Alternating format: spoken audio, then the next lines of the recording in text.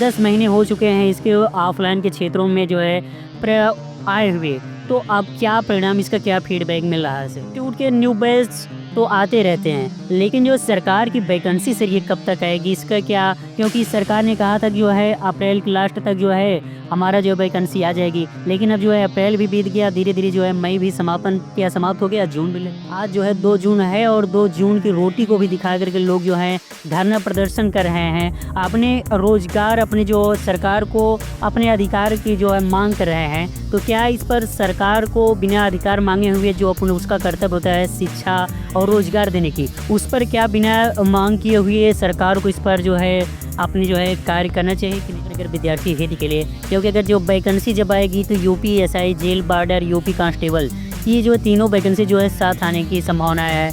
और तो इस तरीके से विद्यार्थी जो है किस तरीके से तीनों वैकेंसियों को एक साथ में अपनी तैयारी को जारी रख सके, क्या कुछ ऐसे क्या रणनीति बताना चाहेंगे विद्यार्थी? तो विद्यार्थी जो है सेल्फ स्टडी करके अपने उस मुकाम को हासिल करे या कोचिंग इंस्टीट्यूटों का भी कुछ थोड़ा बहुत अगर सहारा ले? क्या जैसे अगर बात की जाए यूपीएसआई में कहीं नहीं कि जो मूल विधि जो है संविधान का जो है काफ़ी क्या रोल है मान लीजिए। और सर सबसे बड़ी बात है सुपर एंकर एकेडमी के मैं कैंपस में बैठा हूँ, अभी 10 ही मंथ ही हुए हैं सुपर एंकर एकेडमी को जो ओपन हुए। तो सर जो मैं धरातल जब मैं विद्यार्थियों से बातचीत कर रहा था, थोड़ा पॉजिटिव जो है थॉट्स मिल रहे थे। इसके पीछे क्या रीज़न है जो है सुपर एंकर एकेडमी का जो है पॉजिटिव जो है फीडबैक मिल रहा है, क्या रीज़न है sir super anchor academy positive है? सबसे बड़ी बात होती है विद्यार्थियों को मोटिवेशन। तो सर विद्यार्थियों को मोटिवेट करने के लिए क्या कुछ अगर पंक्ति अगर बोलना चाहें या अपनी बातों को रखना चाहें? एक विद्यार्थी अपने सपनों को साकार करने के लिए अपने शहर को छोड़ करके दूसरे शहर में पहुंचता है और तमाम प्रकार के सपने होते हैं। किसी को दरोगा बनना रहता है, किसी को आईएएस बनना रहता है, किसी को पीसीएस बनना रहता है। तमाम प्रकार के अपने उस लक्ष्य को लेकर के विद्यार्थी जो है संघर्ष के दौर में के लिए अपने उस मुकाम को हासिल करने के लिए अपने उस शहर को छोड़ कर दूसरे शहर में पहुंचता है। अभी मैं वैसे ही शहर में हूं जहां पर जो है कोचिंग इंस्टीट्यूटों का भरमार है, जो है प्रयागराज में हूं। विद्यार्थी का एक सबसे बड़ा सपना होता है यूपीएसआई। तो जो विद्यार्थी की जो सपना है यूपीएसआई दरोगा बनने के लिए, विगत कई वर्षों से जो है सपना अभी धरा का धरा रह जा रहा है, क्योंकि जो सरकार है कभी जो नोटिफिकेशन जारी करती है उसके बाद जो वैकेंसियाँ का अता पता नहीं चलता है। तब जब विद्यार्थी जो है धरने पर बैठते हैं तब जा करके समझ में आता है कि हाँ अभी देना भी है। तो उन सब चीज़ों पर बातचीत करेंगे, सरकार के मुद्दों पर भी बातचीत भी करेंगे। आखिरकार जो है सरकार शिक्षक और विद्यार्थियों को जो है अपने अधिकार की लड़ाई के लिए सड़कों पर क्यों उतरना पड़ता है, तब जा करके जो है सरकार होश में आता है। और मेरे साथ में भी सर हैं, सुपर एंकर एकेडमी में भी हमारी मौजूदगी है और नीलेश सर हैं, बातचीत करेंगे। बहुत बहुत सर स्वागत है सर। बहुत बहुत धन्यवाद संदीप जी आपका। सबसे पहले तो बहुत बहुत धन्यवाद कि आप आए हमारे संस्थान में।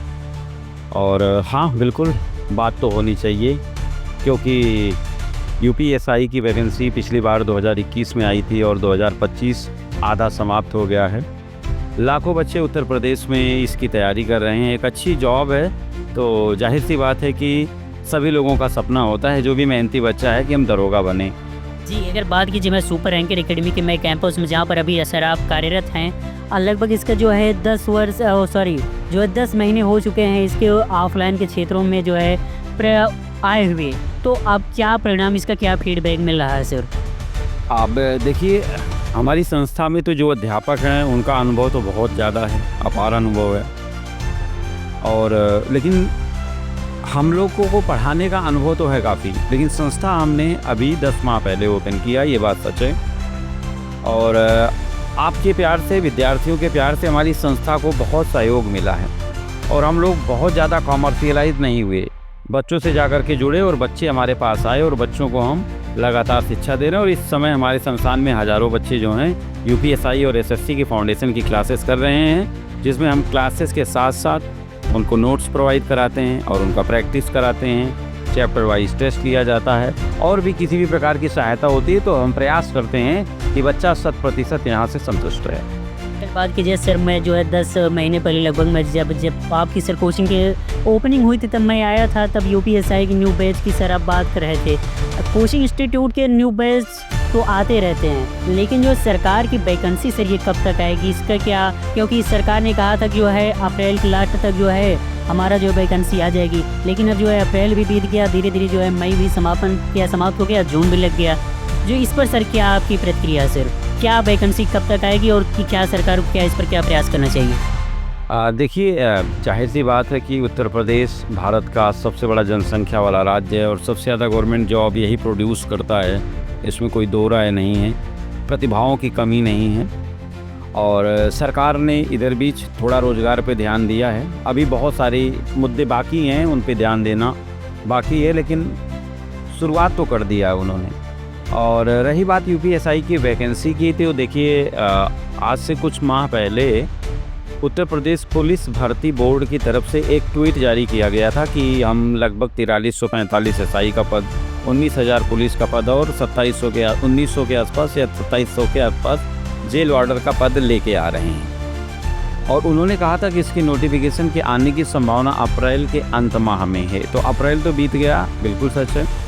एक आशा लगाई जा रही है कि जो ये पुलिस कांस्टेबल की परीक्षा हुई थी और अभी हाल ही में बच्चों के ट्रेनिंग सेंटर अलॉट हुए हैं और उनको 17 जून को बुलाया गया है ट्रेनिंग पे।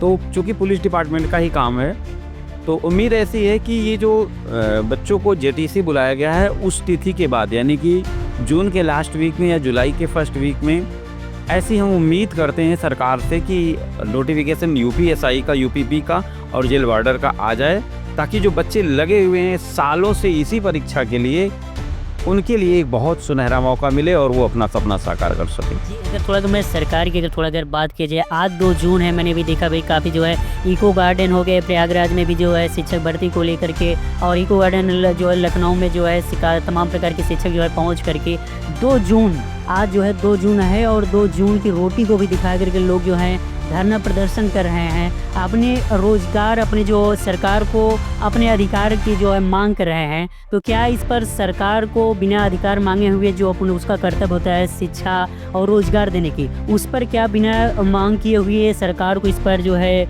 अपनी जो है कार्य करना चाहिए कि नहीं करना चाहिए? क्यों ये जरूरत पड़ जाती बार बार शिक्षक और विद्यार्थियों को धरने देने की? अब देखिए, बिल्कुल ये तो सरकार का उत्तरदायित्व है, क्योंकि जनता ने सरकार को चुना है और हमारे संविधान में भी ये कहा गया है कि जो सरकार होगा उसके लिए संविधान के एक भाग है नीति निर्देशक तत्व, उसमें ये कहा गया है कि वो लोक कल्याण के लिए कार्य करेगा, जॉब प्रोड्यूस कराएगा, लोगों को काम देगा, सहायता प्रोवाइड कराएगा। तो सरकार का उद्देश्य ये कि लोक कल्याण करना। अब सरकारें जो हैं विद्यार्थियों के बारे में अगर सोचें, क्योंकि देखिए अगर आज के दुनिया में देखें हम, तो हर जगह पर एक तो दुनिया में इस समय पोलराइजेशन चल रहा है हर जगह पे।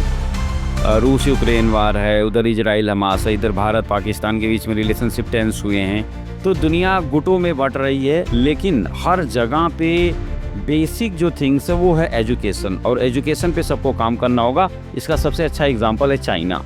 चाइना की गवर्नमेंट ने अपने एजुकेशन इंफ्रास्ट्रक्चर को पूरी तरह से चेंज कर दिया। That's why China is number 1 in this world right now. इसीलिए वो पहले नंबर पर है आज के समय में, क्योंकि उसने अपने एजुकेशन सिस्टम को चेंज किया। एजुकेशन सिस्टम चेंज होगा, रोज़गार प्रोड्यूस होंगे, तो जो युवा हैं आगे बढ़ेंगे और देश के लिए काम कर सकेंगे, जीडीपी आगे बढ़ेगी, तो ये सब कुछ अच्छा ही होगा।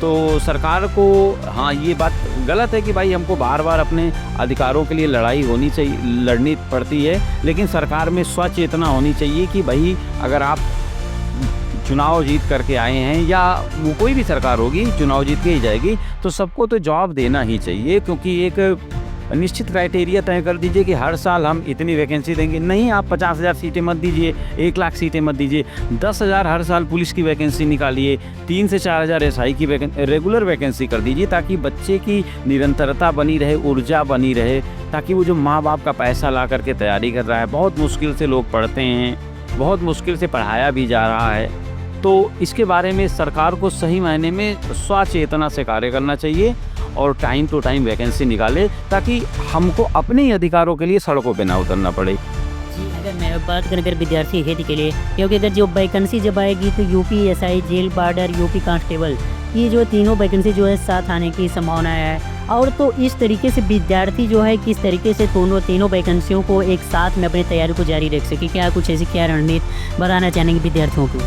हाँ देखिए, ये पहली बार होने जा रहा है कि जो वैकेंसी आ रही है इसमें एक ही साथ जेल वार्डर, यूपीपी कांस्टेबल और यूपीएसआई की वैकेंसी आएगी। जैसा कि उस ट्वीट के माध्यम से हमको सबको इन्फॉर्मेशन प्राप्त हुई है। अब कोई बच्चा ऐसा है कि जो तीनों में एलिजिबल है, जैसे उसकी एज है एसआई की भी, उसकी एज जेल वार्डर की भी है, यूपीपी की भी है, तो वो बच्चा तीनों फॉर्म भर सकता है, नो डाउट, और वो तीनों एग्ज़ाम दे सकता है। तीनों के लिए अलग अलग एग्ज़ाम्स होंगे, तीनों के लिए अलग अलग एग्ज़ाम डेट होगी, ऐसा नहीं कि एक ही एग्ज़ाम डेट पर होगा। तो बच्चों के लिए अपॉर्चुनिटी ज़्यादा है कि वो एक एग्ज़ाम में नहीं तो दूसरे में सफल हो सकेंगे। लेकिन हमें ऐसा नहीं सोचना कि हमारे लिए तो यही प्रयास हो कि एक सीट आए उस पर जान लगा देनी है और हमको सिलेक्शन ले लेना है। लेकिन ये बहुत अच्छी बात है कि अगर एक साथ 3 वैकेंसीज आ रही है 3 पोस्ट के लिए और तीनों के लिए अलग अलग परीक्षा हो रही है, तो बच्चों के लिए ज़्यादा चांस है कि वो किसी ना किसी एक भर्ती में सिलेक्ट हो जाए। हाँ, इसके लिए आपको तैयारी बहुत अच्छे लेवल पर करनी है, क्योंकि कई सालों से वैकेंसी नहीं आई है एसआई की, तो बच्चे बहुत अच्छा पढ़ रहे हैं, मेहनत कर रहे हैं, चाहे वो कोचिंग संस्थान से चाहे सेल्फ स्टडी से बहुत वर्क कर रहे हैं। तो इसलिए कंपटीशन टफ है और सभी लोगों को ईमानदारी से लगना होगा। अगर जैसे कि अभी आपने बात किया कि सेल्फ स्टडी, तो विद्यार्थी जो है सेल्फ स्टडी करके अपने उस मुकाम को हासिल करे या कोचिंग इंस्टीट्यूटों का भी कुछ थोड़ा बहुत अगर सहारा ले, क्या इसमें सेल्फ स्टडी से भी तैयार हो सकती है? बिल्कुल हो सकती है, 100% हो सकती है। हमारे सामने बहुत सारे एग्जाम्पल आते हैं। इवन 2017 में यूपीएसआई मैंने क्वालिफाई किया था तो सेल्फ स्टडी से ही किया था, मैंने किसी भी कोचिंग इंस्टीट्यूट में एडमिशन नहीं लिया था। अगर आपके अंदर है क्षमता है, आप पढ़ रहे हैं, खुद से समझ जा रहे हैं, आपकी जो समझ है इतनी अच्छी है या आपकी समझ इतनी विकसित हो चुकी है कि आप उसे बुक से पढ़ सकते हैं। ऑनलाइन तो आजकल आप देख ही रहे हैं, सब डिजिटल क्रांति है और इतने अच्छे अच्छे टीचर्स हैं, हमारे गुरुजन हैं, सब लोग ऑनलाइन पढ़ा रहे हैं। तो बिल्कुल सेल्फ स्टडी से तो 100% निकाला जा सकता है, इसमें कोई दो राय नहीं है। और सबसे अच्छी तैयारी सेल्फ स्टडी होती है मेरी राय में। जैसे अगर बात किया जाए यूपीएसआई में कहीं नहीं कि जो मूल विधि जो है संविधान का जो है काफ़ी क्या रोल रहता है इसमें, काफ़ी अगर सुना है इसमें जो है काफ़ी मूल विधि अगर बेहतर किस तरीके से अपने मूल विधि को तैयार करें, क्या रोल है सर मूल विधि का यूपीएसआई में? देखिए संदीप जी, बच्चे ना जैसे जो तैयारी कर रहा है 90% जो स्टूडेंट्स हैं एक्चुअल में they have the lack of knowledge, information उनको पूरी है नहीं। जो यूपीएसआई का सिलेबस है उसमें बाकायदा लिखा हुआ है कि हम 16 क्वेश्चन संविधान पूछेंगे, 8 क्वेश्चन मूल विधि होगा और 16 जीएस होगा। मूल विधि का बहुत ज़्यादा हवा बनता है और उसका उतना इम्पोर्टेंस एग्ज़ाम में है नहीं। अगर आप संविधान की अच्छे से तैयारी कर लें, 16 क्वेश्चन आता है, 15 से 16 17 यही एवरेज रहता है। अगर आप संविधान अच्छे से तैयार करके चाहें तो 100% संविधान सही कर सकते हैं। और कुछ नहीं करना, आपको लूसेंट की किताब पढ़ लेनी है। अगर जीएस के लिए आप पढ़ना चाहते हैं, लूसेंट अच्छे से पढ़ लीजिए। और मैं विद्यार्थियों को बता दूं कि जीएस के लिए कोई कुछ भी कहे, लूसेंट से अच्छी बुक वनडे एग्ज़ाम के लिए आज तक नहीं बनी है। तो वो हर एक विद्यार्थी को पढ़ना चाहिए डेली। इनफैक्ट मैं खुद आज भी डेली पढ़ता हूँ लूसेंट को। जी अगर मान लीजिए और सर सबसे बड़ी बात है सुपर एंकर एकेडमी की मैं कैंपस में बैठा हूँ, अभी 10 ही मंथ ही हुए हैं सुपर एंकर एकेडमी को जो ओपन हुए। तो सर जो मैं धरातल बजे मैं विद्यार्थियों से बातचीत कर रहा था, थोड़ा पॉजिटिव जो है थॉट्स मिल रहे थे। इसके पीछे क्या रीज़न है जो है सुपर एंकर एकेडमी के जो पॉजिटिव जो है फीडबैक मिल रहा है, क्या रीज़न है sir super anchor academy positive effect? आप देखिए, अगर हमारी संस्था के बारे में आपको पॉजिटिव फीडबैक मिल रहा है तो उसमें बहुत बड़ा योगदान 2 व्यक्तियों का है, मैं मानता हूँ। एक है हमारे अखिलेश सर और एक है हमारे तौसीफ सर। हमारे सभी गुरुजन नो डाउट, चाहे इसमें बात करें हम डॉक्टर प्रवीण सर की, समर सर की, कौशलेन सर की, और हमारे जो नए फैकल्टीज जुड़े हैं जिसमें सरद सर हैं और सौरभ सर रीजनिंग वाले हैं, हमारे डायरेक्टर शफीक सर हैं, या यूँ कहूँ तो मेरा भी थोड़ा बहुत योगदान है। लेकिन इन दोनों व्यक्तियों का बहुत योगदान है, इनका अनुभव है, बहुत अपार अनुभव है, बच्चों में अच्छी कनेक्टिविटी है और इनकी अपने सब्जेक्ट पे इतनी बेहतर पकड़ है कि बच्चा क्लास में आता है तो इनसे सीख के जाता है। तो हमारी संस्था कंटेंट के लिए जानी जा रही है कि हमारा कंटेंट ना यूनिक है, क्योंकि हमारे यहाँ क्लासेस में जो चल रही, जैसे मैं अगर आपको यूपीएसआई की बात कर लूँ तो हिंदी में Akhilesh sir, Tausif sir reasoning में, और चूँकि मैं एग्ज़ाम क्वालिफाई किया हूँ तो संविधान के लिए ठीक ठाक क्लासेस मैं ले ही लेता हूँ। और हमारे पास मैथ्स की 2 फैकल्टी है, doctor Praveen sir, Samar sir, इस समय बहुत शानदार कर रहे हैं। मैथ की अभी हमारी बुकलेट नहीं आ गई है और 1-2-4 दिनों में बच्चों को भी मिल जाएगी। तो हमारा ना कंटेंट बहुत अच्छा है, हमारा जो वे ऑफ डिलीवरी है वो बहुत अच्छा है, और क्लास में थोड़ा अनुशासन से हम लोग रहते हैं और बहुत ज़्यादा रीलबाजी या फ़ोटोबाजी के चक्कर में नहीं रहते हैं। मुझे लगता है कि बच्चों का जो भी प्यार सहयोग है इसी के कारण है। तो सर एक बार लास्ट बार जो है सबसे बड़ी बात होती है विद्यार्थियों को मोटिवेशन। तो सर विद्यार्थियों को मोटिवेट करने के लिए क्या कुछ अगर पंक्ति अगर बोलना चाहें या अपनी बातों को रखना चाहें? देखिए, विद्यार्थी के लिए मोटिवेशन तो मेरा मानना ऐसा है कि self motivation is the best motivation. अगर आप खुद से मोटिवेट हो रहे हैं तो उससे अच्छा कुछ नहीं है। लेकिन अभी जैसा कि सिनेरियो चल रहा है और आईपीएल का सीज़न है तो मैं उसी से कनेक्ट करके बताऊंगा कि विराट कोहली जैसे प्लेयर को 18 साल लगे हैं इस मुकाम पर पहुंचने के लिए, तो इंतज़ार तो करना पड़ेगा और मेहनत करनी पड़ेगी। चाहे लियोनेल मेसी को देख लीजिए, क्रिस्टियानो रोनाल्डो को देख लीजिए, सचिन तेंदुलकर को देख लीजिए, इन सभी को समय लगा है बाबू एक बहुत बड़ा रिजल्ट पाने के लिए। तो आपको इंतज़ार करना होगा, मेहनत करते रहना होगा और नंबर 1 पे बने रहना होगा। परिणाम एक दिन में नहीं मिलता, लेकिन एक दिन ज़रूर मिल जाता है। बहुत सारी शुभकामनाओं के साथ विद्यार्थियों का मैं आह्वान करता हूं कि सुपर रैंकर एकेडमी आप अपने भविष्य में अच्छा करें और अपने माता पिता के सपनों को पूरा करें। खुश रहें, स्वस्थ रहें। और संदीप जी, आपका भी बहुत बहुत धन्यवाद हमारे साथ जुड़ने के लिए। Thank you so much. जी बहुत बहुत धन्यवाद। अभी हमारे साथ में थे जो सुपर रैंकर एकेडमी के एक बहुमूल्य सितारे नीलेश सर, जो कि जियोग्राफी के साथ साथ जो है एक जीएस के एक्सपर्ट भी हैं। मैं संदीप राज सिंह, आप देख रहे हैं टाइम्स अपन खबर प्रयागराज से।